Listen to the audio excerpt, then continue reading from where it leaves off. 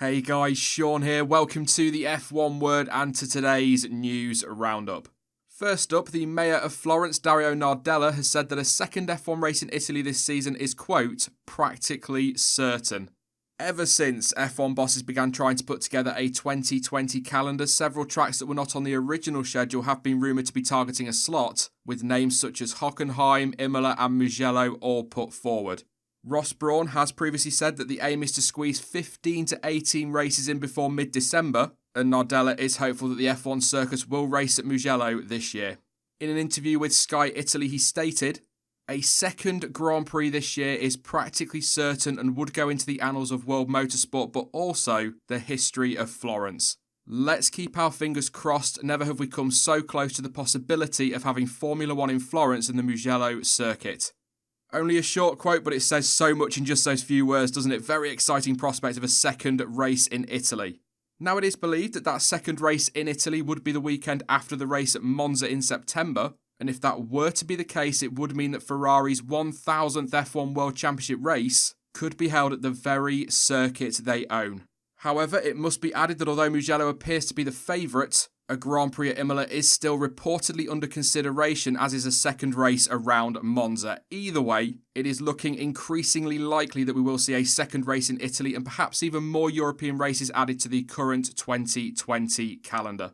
At time of recording, which, if you're interested, is Friday afternoon, there doesn't appear to be any sort of concrete word on when we will hear anything official on this, although it is rumoured that we could have some news as early as this weekend. However, it has also been previously reported that F1 bosses are aiming to have the final 2020 calendar finished and released before the first race in Austria. So either way, we could well hear something soon. Just watch this space. Next up, it has been reported that McLaren are considering selling a minority stake in its team as the company tries to offset the impact of the current global crisis. Now, it had already been revealed that over the first 3 months of 2020, McLaren had recorded a loss of £133 million across its racing and road car divisions, and according to Sky News, the idea of selling a minority stake was put forward during recent discussions with the team's lenders and advisors. So according to that report, the current shareholders are not willing to inject any further equity into McLaren, and so any sale by the team would result in a loss of ownership of between 20% and 30%. But it could generate tens of millions of pounds for the team. And one source linked to that report claimed that such a sale would allow the team to operate comfortably when the new F1 budget cap is introduced next season. It must be said the report does state that the idea is only at a, quote, conceptual stage, and it is just one of many other options put forward for the team. Still though, I think it's reasonable to say there are worrying times ahead for McLaren, and don't forget this is a team that have already reportedly looked at remortgaging the McLaren Technology Centre and some of its classic cars. The sooner we get racing, the better. These teams need some certainty. Moving on though, a Mercedes is hoping to bring a chunk of upgrades to the season opening Austrian Grand Prix, and that's despite having to deal with a 9-week factory shutdown.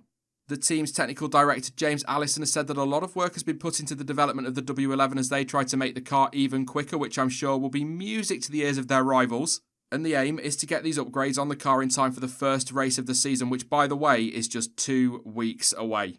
We haven't yet done a single race, but actually quite a lot of time has passed since we launched this car. If you imagine where the launch car was and the car that would have gone to Australia, that was frozen around about Christmas. So there was the whole of January, February, March, all making the car quicker in the wind tunnel and also in the design departments. We got quite a lot of ideas about how to make it quicker, and a lot of those were already in process through the design office before we shut down.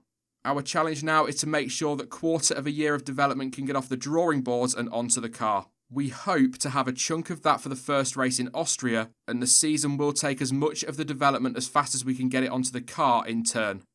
Allison also went on to add that it feels fantastic to be back at work, but although the factories are now open again, the full complement of staff are not actually on site, as some are still carrying out work from home as the team return to work in a, quote, cautious, build it up step-by-step type of way. Meanwhile, down at Haas, team principal Guenther Steiner has admitted that the team are not planning on doing any work on upgrading their 2020 car until he can be sure about the team's income this season. Of course, even at the top end of Ross Brawn's target of 18 races, the calendar is still set to be at least 4 races short of the original 2020 schedule, and that will, in turn, inevitably have some sort of financial impact on every team on the grid. And because of the uncertainty around just how many races there will be, some teams won't know for sure just how much money they're going to receive this year. And speaking to selected media earlier this week, Guenther Steiner stated, "At the moment, we are not planning any upgrades until we know exactly what we are doing this year budget-wise and what we are doing race-wise. I cannot spend money which I don't know if I've got. There is no point to do that at the moment. We have to be very cautious with what we are doing because obviously the income is going down in having less races and having races without spectators. So until it is very clear, I'm very cautious. You need to make decisions now. The worst would be to spend the money now and then not have the money to do the upgrades. That is no help." Steiner, interestingly enough, also went on to add that the team had learned a lot about car upgrades last year, admitting that he feels there can be, quote, too much faith put in new parts, and good results can still come from optimising older packages. I suppose it also helps if your drivers aren't running into each other, but let's not get into that in this video. And finally, Charles Leclerc has been behind the wheel of the 2020 Ferrari, but not in the way you might think.